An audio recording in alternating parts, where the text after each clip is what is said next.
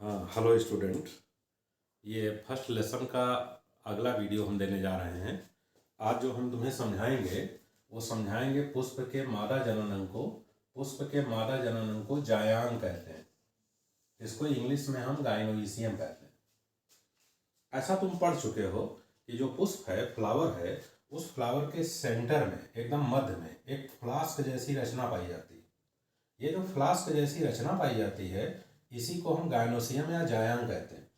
इसका जो निचला भाग होता है वो चौड़ा होता है, फूला होता है। ऊपरी भाग जो होता है सकरा होता है। इसी स्ट्रक्चर को, इसी रचना को हम पुष्प का मादा जननांग जायांग या गायनोइसियम कहते हैं। गायनोइसियम को बनाने का काम इकाइयाँ करती हैं, यूनिट करती हैं। इसके यूनिट को स्त्री केसर कहते हैं, पिस्टिल कहते हैं।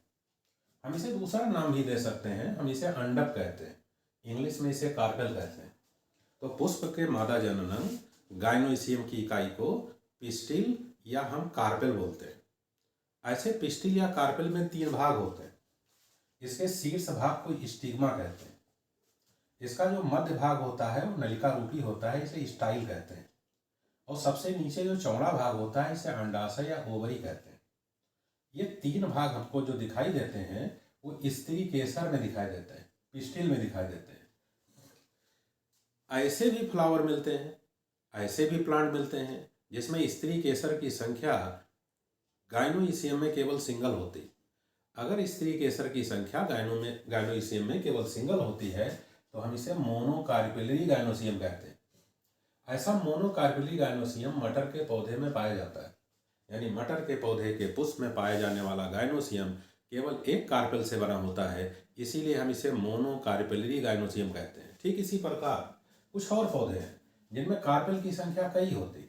जब कार्पेल की संख्या एक से अधिक होती है तो इसे मल्टी कार्पेलरी गायनोसियम कहते हैं। यानी गायनोसियम 2 प्रकार के हो सकते हैं। तमाम प्रकार के पौधों के पुष्पों के गायनोसियम मोनोकार्पेलरी प्रकार के होते हैं। अनेकों प्रकार के पौधों के गायनोसियम मल्टी कार्पेलरी प्रकार के होते हैं। ये जो मल्टी कार्पेलरी प्रकार के गायनोसियम होते हैं ये 2 प्रकार के होते हैं।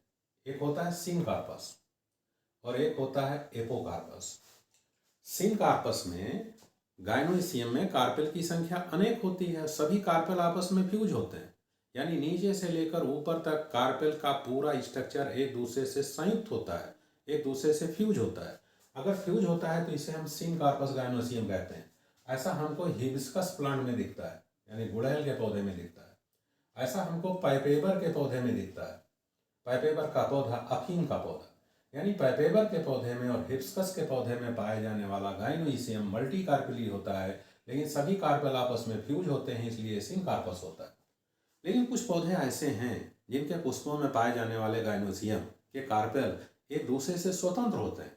जब स्वतंत्र होते हैं तो इन्हें एपोकार्पस कहते हैं। जैसे माइकेलिया का पौधा, माइकेलिया के पौधे में पाए जाने वाला जो गायनोसियम होता है वो मल्टी कार्पेली होता है, लेकिन कार्पेल सभी अलग अलग होते हैं, इसीलिए हम इसे एपोकार्पस गायनोसियम कहते हैं। ये तो हमने समझा दिया कि गायनोसियम कितने वैरायटी के होते हैं, कितने प्रकार के होते हैं, गायनोसियम की यूनिट क्या है, ये भी बता दिया। इस यूनिट में 3 भाग हैं। ये जो पहला भाग है स्टिग्मा है, दूसरा भाग है स्टाइल है, तीसरा भाग है ओवरी। अब हम थोड़ा सा डिटेल करते हैं। किसके बारे में डिटेल करते हैं? हम गायनोसियम के बारे में डिटेल करते हैं। गायनोसियम के ओवरी के बारे में डिटेल करते हैं।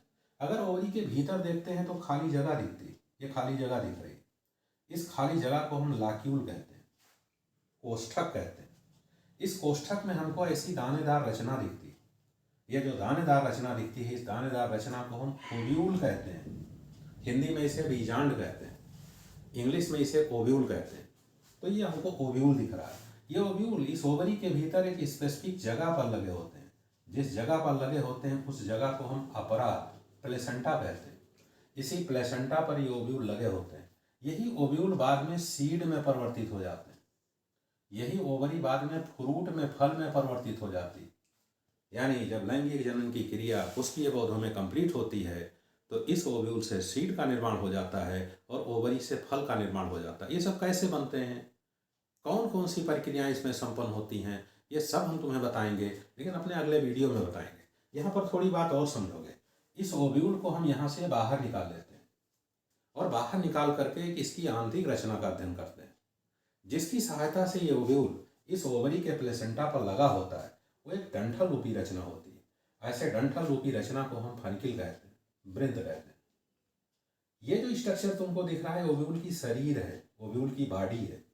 ये ओव्यूल की बॉडी इस फनकिल से जुड़ी होती है, जिस स्थान पर जुड़ी होती है उसे हाइलम कहते हैं। ये पूरा स्ट्रक्चर जो दिख रहा है ओव्यूल की बॉडी है। ओव्यूल में अगर स्टडी करते हैं तो एक छोटा सा छिद्र होता है। ये जो छोटा सा छिद्र होता है इसे माइक्रोबाइल कहते हैं। इस ओव्यूल के ऊपर कवरिंग पाई जाती है, यानी ओव्यूल चारों तरफ से प्रोटेक्टिव कवरिंग से घिरा होता है, सुरक्षात्मक आवरण से घिरा होता है। लेकिन ये जो सुरक्षात्मक आवरण होते हैं वो कंप्लीट नहीं होते हैं, जैसे तुमको यहाँ पर ये आवरण दिखाई नहीं दे रहा है। इसीलिए हम इस आवरण को इंट्यूगमेंट्स कहते हैं। यहाँ पर हमने इंट्यूगमेंट्स की संख्या 2 बनाई। ये आउटर इंट्यूगमेंट है, ये इनर इंट्यूगमेंट है। लेकिन कुछ ऐसे भी पौधे हैं जिनके ओव्यूल के भीतर इंट्यूगमेंट की संख्या सिंगल भी होती है या 2 से अधिक भी होती है, लेकिन प्रायः इंट्यूगमेंट की संख्या डबल होती है।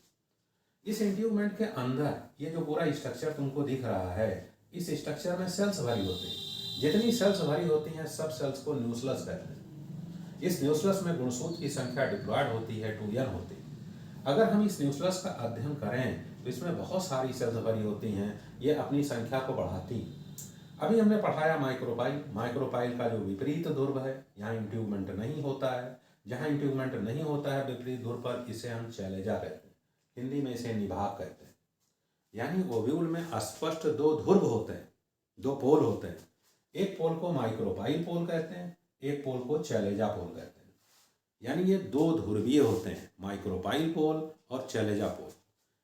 जब ये ओव्यूल थोड़े परिपक्व होते हैं, मैच्योर होते हैं, तो इसमें जो न्यूक्लियस की सेल्स होती हैं, इन्हीं सेल से एक विशेष प्रकार का स्पोर बनता है मियासिस डिवीजन द्वारा। उस स्पोर को मेगा स्पोर कहते हैं। वो मेगा स्पोर विकसित होकर एक बड़ी सी थैली बनाता है। इसी बड़ी सी थैली के भीतर फीमेल गैमीट बनती है, मादा युग्मक बनती है, जो निषेचन की क्रिया में भाग लेती है। हम इस थैली रूपी रचना को, जिसमें बाद में एम्ब्रियो बनेगा, इसे एम्ब्रियो सैक कहते हैं। यानी हमको स्टडी करना है कि इस एम्ब्रियो सैक का विकास कैसे होता है ओव्यूल के भीतर। ये बड़ी इंपॉर्टेंट स्ट्रक्चर है। यानी एम्ब्रियो सैक का निर्माण ओव्यूल के भीतर किस प्रोसेस से होता है, उसके पूरे प्रोसेस की हमको डिटेल में स्टडी करनी पड़ेगी। लेकिन वो स्टडी हम करेंगे, वो स्टडी हम नेक्स्ट वीडियो में करेंगे। लेकिन वो स्टडी बड़ी महत्वपूर्ण है। यानी तुम्हारे परीक्षा का क्वेश्चन बनेगा कि एम्ब्रियो सैक की आंतरिक संरचना को चित्र की सहायता से समझाओ। ये ऐसा क्वेश्चन 3 मार्क का बनेगा। आसानी से हमारे अगले वीडियो से तुम इस क्वेश्चन को सॉल्व कर सकते हो। आज के लिए इतनी बात तुम्हारे समझ में आनी चाहिए। वीडियो को देखते रहोगे, अपने क्वेश्चन को परीक्षा में सॉल्व करते रहोगे। बाकी मिलते हैं हम नेक्स्ट वीडियो में। Okay, thank you.